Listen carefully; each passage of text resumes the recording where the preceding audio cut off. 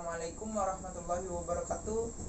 Alhamdulillahirabbil alamin wa bihi nasta'in wa ala umuri dunya waddin wassalatu wassalamu ala asrofil anbiya'i wal mursalin wa ala alihi washabihi ajma'in, amma ba'du. Izin memperkenalkan diri, nama saya Muhammad Fikri Iruli Rabani dengan NIM 2014-2015 2 dengan prodi Perbankan Syariah semester 1 kelas PBS 1D dengan mata kuliah Islam dan Sains dengan dosen pengampu Bapak Sanawi SAG MA. Pada kesempatan hari ini saya akan menjelaskan mengenai kebutuhan agama terhadap manusia. Pengertian agama dapat dilihat dari sudut kebahasan etimologis dan sudut istilah terminologis. Mengartikan agama dari sudut kebahasa dan akan terasa lebih mudah daripada mengartikan agama dari sudut istilah, karena pengertian agama dari sudut istilah ini sudah mengandung muatan subjektif dari orang yang mengartikannya. Atas dasar ini, maka tidak mengherankan jika muncul beberapa ahli yang tidak tertarik mendefinisikan agama. James Haleuba misalnya berusaha mengumpulkan semua definisi yang pernah dibuat orang tentang agama, kurang dari 48 teori. Namun akhirnya ia berkesimpulan bahwa usaha untuk membuat definisi agama itu tidak ada gunanya, karena hanya merupakan kepandaian bersifat lidah. Selanjutnya, Mufti Ali pernah mengatakan barangkali tidak ada kata yang paling sulit diberi pengertian dan definisi selain dari kata agama. Pernyataan ini didasarkan kepada 3 alasan. Yang pertama itu bahwa pengalaman agama adalah soal batini, subjektif, dan sangat individualis sifatnya. Yang kedua, pada orang yang membicarakan agama, karena itu setiap pembahasan tentang arti agama selalu ada emosi yang melekat erat sehingga kata agama itu sulit didefinisikan. Yang ketiga, konsepsi tentang agama dipengaruhi oleh tujuan dari orang yang memberikan definisi tersebut. Dengan Mufti Ali, Muhammad Syafiq Paija mengatakan bahwa salah satu kesulitan untuk berbicara mengenai agama secara umum ialah adanya perbedaan-perbedaan dalam memahami arti agama. Di samping adanya perbedaan juga dalam cara memahami serta penerimaan setiap agama terhadap suatu usaha memahami agama. Setiap agama memiliki interpretasi diri yang berbeda dan keluasan interpretasi diri itu juga berbeda-beda. Sampai sekarang perdebatan tentang definisi agama masih belum selesai hingga W.H. Clark, seorang ahli ilmu jiwa agama, sebagaimana dikutip Zakir Darajat, mengatakan bahwa tidak ada yang lebih sukar daripada mencari kata-kata yang dapat digunakan untuk membuat definisi agama, karena pengalaman agama adalah subjektif, dan individual, di mana setiap orang akan merasakan pengalaman agama yang berbeda dari orang lain. Di samping itu, tampak bahwa pada umumnya orang lebih condong kepada mengaku beragama, kedati pun ia tidak menjalankannya. Pernyataan tersebut di atas sengaja dikemukakan di sini sebelum memasuki pembahasan mengenai pengertian agama lebih lanjut, dengan tujuan agar sejak tahu dari awal kita tidak memandang bahwa suatu pengertian agama yang dikemukakan seseorang ahli dianggap lebih unggul dibandingkan dengan pengertian agama yang diberikan yang lainnya, sehingga menganggap lebih superior dan tertutup untuk menerima pendapat orang lain yang justru merugikan. Pengertian agama dari segi bahasa dapat kita ikuti antara lain uraian yang diberikan Harun Nasution. Menurutnya, dalam masyarakat Indonesia selain dari kata agama dikenal pula kata din dari bahasa Arab dan kata religi dalam bahasa Eropa. Menurutnya, agama berasal dari kata Sanskrit. Menurut satu pendapat demikian, Harun Nasution mengatakan kata itu tersusun dari 2 kata, tidak dan gom, sama dengan pergi. Jadi agama artinya tidak pergi, tetapi di tempat diwarisi secara turun-temurun. Hal demikian menunjukkan pada salah satu sifat agama, yaitu diwarisi secara umum turun dari satu generasi ke generasi lainnya. Selanjutnya ada lagi pendapat yang mengatakan bahwa agama berarti teks atau fikih, dan agama-agama memang mempunyai kitab bahwa agama beragam tuntutan. Pengertian ini dapat menggambarkan salah satu fungsi agama sebagai tuntunan bagi kehidupan manusia. Dari beberapa definisi tersebut, akhirnya Harun Nasution menyimpulkan bahwa intisari yang terkandung dalam istilah-istilah di atas ialah ikatan agama memang mengandung arti ikatan yang harus dipegang dan dipatuhi oleh manusia. Ikatan ini mempunyai pengaruh besar sekali terhadap kehidupan manusia sehari-hari. Ikatan itu berasal dari suatu kekuatan yang lebih tinggi dari manusia, satu keluarga gaib yang tak dapat ditangkap oleh panca indera. Adapun pengertian agama dari segi istilah dapat dikemukakan sebagai berikut. Elizabeth K. Nottingham dalam bukunya Agama dan Masyarakat berpendapat bahwa agama adalah gejala yang begitu sering terdapat di mana-mana sehingga sedikit membantu usaha-usaha kita untuk membuat abstraksi ilmiah. Lebih lanjut, Noctam mengatakan bahwa agama berkaitan dengan usaha-usaha manusia untuk mengukur dalamnya makna akan keberadaannya sendiri dan keberadaan alam semesta. Agama telah menimbulkan khayalannya yang paling luas dan juga digunakan untuk membenarkan kekerajaan orang yang luar biasa terhadap orang lain. Agama dapat membandingkan kebahagiaan batin yang paling sempurna dan juga perasaan takut dan ngeri. Sementara itu, Durkheim mengatakan bahwa agama adalah pantulan dari solidaritas sosial. Bahkan kalau dikaji, katanya Tuhan itu sebenarnya adalah ciptaan masyarakat perlunya manusia terhadap agama.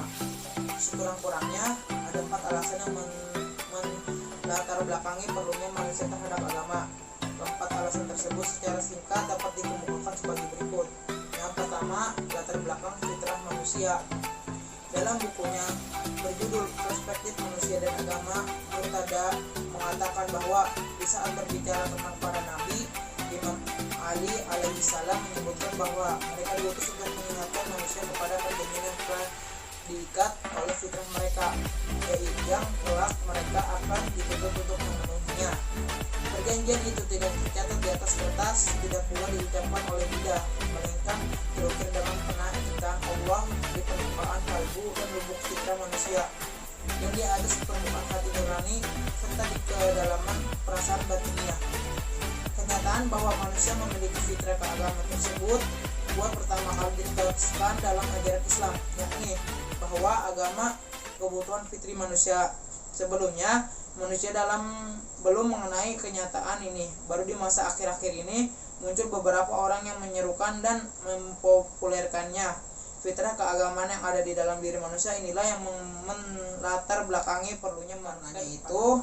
Ketika datang wahyu Tuhan yang menyeru manusia agar beragama, maka seruan tersebut memang amat sejalan dengan fitrahnya itu. Dalam konteks ini kita misalnya membaca ayat yang berbunyi Faqim wajhaka lid-dini hanifan fitratallahi allati fataran nasa 'alaiha. Hadapkanlah wajahmu dengan lurus kepada Allah, tetaplah atas fitrah Allah yang telah menciptakan manusia sesuai dengan fitrah itu. Quran Surat Al-Rum ayat 30 surah yang ke-30.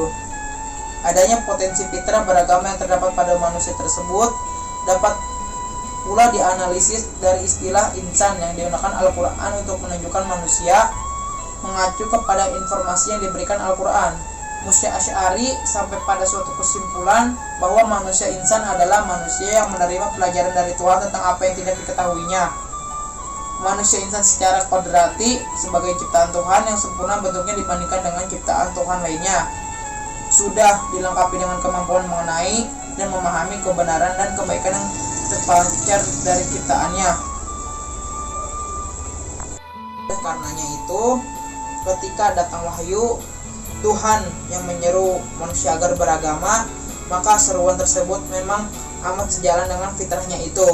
Dalam konteks ini kita misalnya membaca ayat yang berbunyi Faqim wajhaka lid-dini hanifan fitratallahi allati fataran nasa 'alaiha.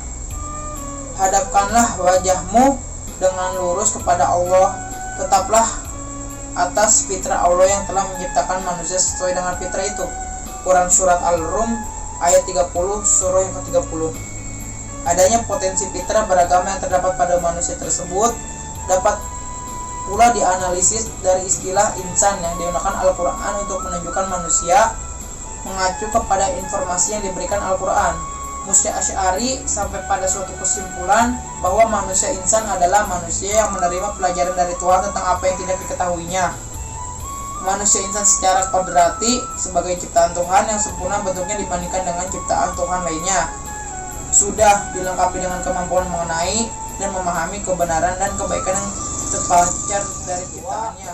Melatar belakangi manusia memerlukan agama, yaitu hal ini antara lain diungkapkan oleh kata al-naf menurut Quraisy Shihab, bahwa dalam pandangan Al-Quran, naf diciptakan Allah dalam keadaan sempurna yang berfungsi menampung serta mendorong manusia berbuat kebaikan dan keburukan. Dan karena itu sisi dalam manusia inilah yang oleh Al-Quran dianjurkan untuk diberi perhatian lebih besar. Menurut Quraisy Shihab, bahwa kata mengilhamkan berarti potensi agar manusia melalui naf menangkap makna baik dan buruk serta dapat mendorongnya untuk melakukan kebaikan dan keburukan. Di sini antara lain terlihat perbedaan pengertian kata ini menurut Al-Quran dengan terminologi kaum sufi yang oleh Al-Qusyari dalam risahnya dinyatakan bahwa naf dalam pengertian sufi adalah sesuatu yang melahirkan sifat tercela dan sifat perilaku buruk. Pengertian kaum sufi tentang naf ini sama dengan yang terdapat dalam Kamus Umum Bahasa Indonesia yang antara lain menjelaskan bahwa naf adalah dorongan hati yang kuat untuk berbuat yang kurang baik. Yang melatar belakangi manusia memerlukan agama, tantangan manusia dalam kehidupannya senantiasa menghadapi berbagai tantangan, baik yang datang dari dalam maupun dari luar. Tantangan dari dalam dapat berupa dorongan bahwa hawa nafsu dan bisikan setan, sedangkan tantangan dari luar dapat berupa rekayasa dan upaya-upaya yang dilakukan manusia yang secara sengaja berupaya ingin mengalihkan manusia dari Tuhan. Mereka dengan rela mengeluarkan biaya, tenaga dan pikiran yang manifestasikan dalam berbagai bentuk kebudayaan yang di dalamnya mengandung misi menjauhkan manusia dari Tuhan.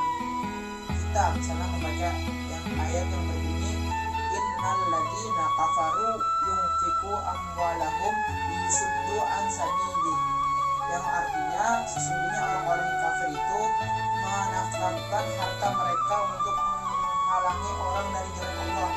Quran surat Al-Anfal ayat 36. Orang-orang kafir itu sengaja mengeluarkan biaya yang tidak sedikit untuk mereka gunakan agar orang mengikuti keinginannya. Berbagai bentuk budaya, hiburan, obat-obat terlarang, dan lain sebagainya dibuat dengan sengaja. Untuk itu, upaya mengatasi dan membentengi manusia adalah dengan mengajar mereka agar taat menjalankan agama. Godaan dan tantangan hidup demikian itu saat itu semakin meningkat, sehingga upaya mengamankan masyarakat menjadi penting.